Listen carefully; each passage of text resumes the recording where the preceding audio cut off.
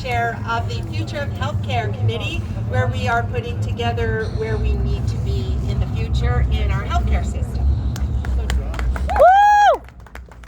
Folks, we have 1 week left to go in the spring session, and I cannot begin to tell you what it has been like thus far and what we would expect the last week to be. Very unfortunately, I'll say right off the top that many of you perhaps have heard about Bill 55 and the threats that it represents to public health. Just before closing session last week, the UCP passed a motion to limit debate on Bill 55 down to an hour. This is not democracy, folks. This is not making sure that Albertans of every political stripe have a say in the legislation that will ultimately impact you, your loved ones, and future generations for many, many years to come. And we are calling on the UCP to allow for a fulsome debate on Bill 55 and all the other bills that have a direct impact on your life and your well-being of your communities. Now, what I want to encourage everybody, I'm not going to take too long here on the mic, but I see a lot of signs here about Canada, celebrating Alberta, celebrating Canada, and thank you so much for that. But I want to encourage you, don't let the UCP change the channel. This is a conversation of outrageous policy, talking about secession and separatism. But let me be very clear, it is a plan to change the channel.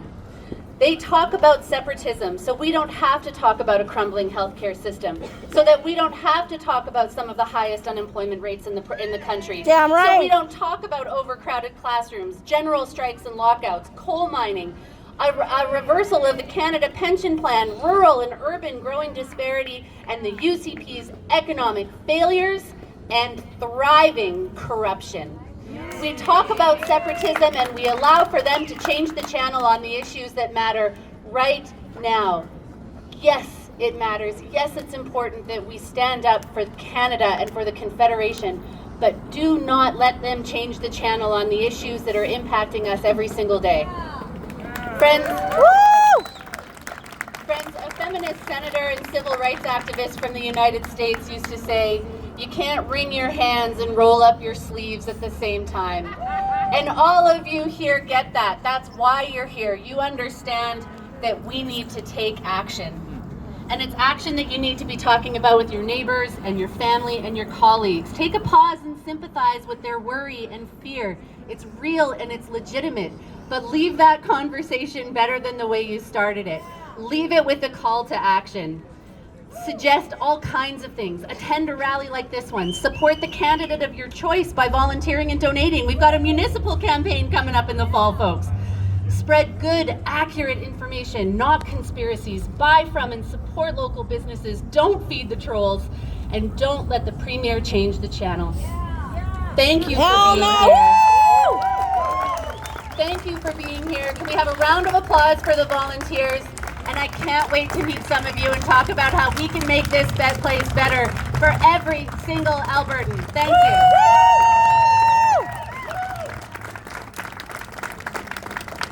Thank you, Janet. Janet has covered the big topic. That is enough is enough. Roll up your sleeves, help us. Thanks for being here. There is so much crap going on that we all need to step up in whatever way we can. So I was asked to talk to you a little bit about the healthcare system. And what I want to say is we knew that this needs work. Every system always needs improvement because life moves on, technology moves on. We needed to make changes. But instead, this government, from the beginning of coming in 2019, have done nothing but destroy it and move towards privatization. 25 years ago, Ralph Klein tried that. Didn't work. And he the failed. Citizens spoke up, and it didn't happen. We knew then that when you go to privatization, you get worse outcomes. Workers have lousy jobs, and it costs the system more. It just helps the people that are going to gain the profits and take them away with them to somewhere else. So we need to fight this so that we can preserve what is Canadian, what is our public healthcare system. We need to prevent two-tiered healthcare, because that is one of the biggest things that happens when we privatize.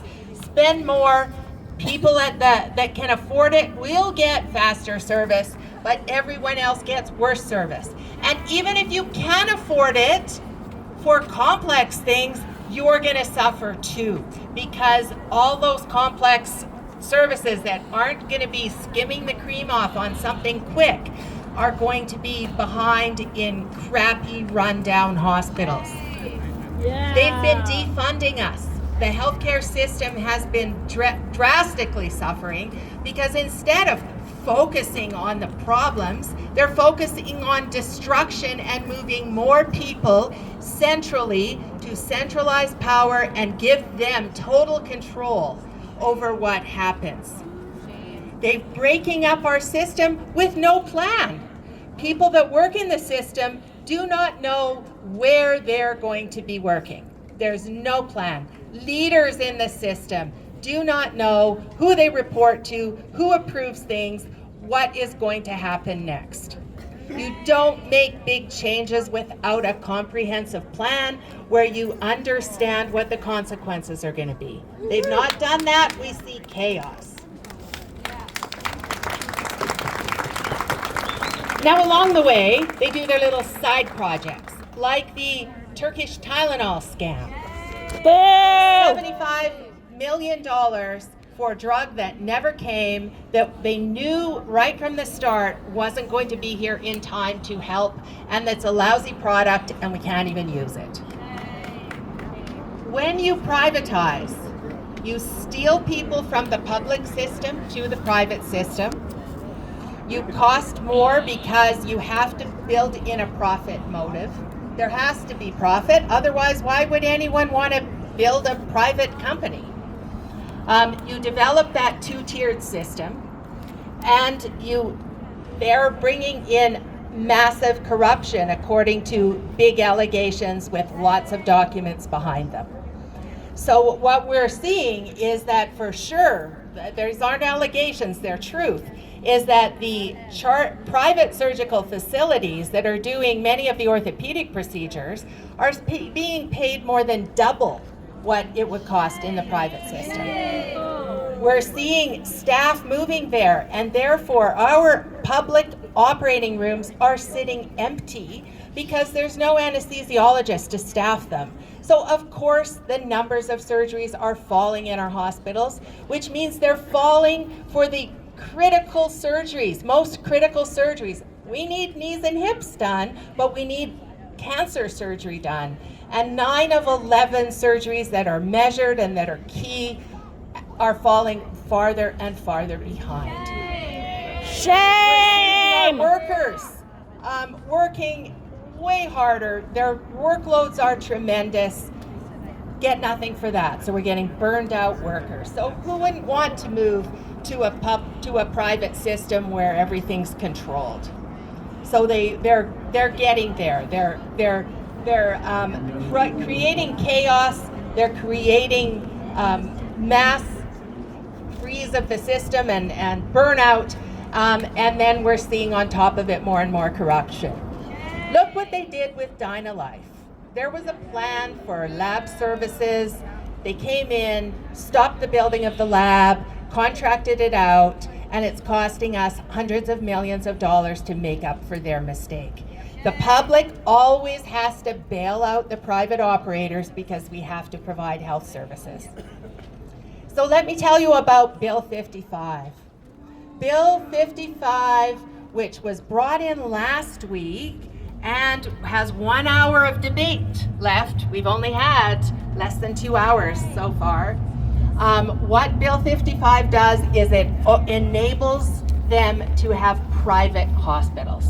They're saying we're not doing private hospitals, but we have the legislation Liars! here that shows that they're enabling it. They're making it possible for them to do that. And they don't want any conversation. They're limiting debate.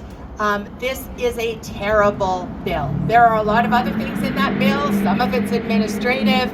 They're also moving forward on breaking up our public health system. So the leaders, the medical officers of health in our regions are all being moved into Alberta Health. None of them wanted to work for them, so now they're just legislate that they'll now work for them. And the biggest problem with this is they're breaking up the teams. So the way public health works in the zones is that there's a medical officer of health and a team partner, a dyad partner, and they deliver public health to that zone or to that city or town. Now they're pulling away part of that team. So how are they going to operationalize things when the team doesn't even report to the same boss? This is going to be even more chaos, but we know they don't believe in public health, so this is a way to break it up. So I call on all of you to speak up for this. Let your neighbors know, let your families know, let everyone know that you cannot believe their lies, that they're not doing this, because if they're not doing this, they will pull this legislation, and that is not going to happen. They have complete power. So the only way we can save our healthcare system, save our rivers, save our schools, save our education system is to get them out of power. So it's the only real way we're going to change things. So thank you for allowing us to speak here today, and keep going with your fight, and thank you all so much for showing up.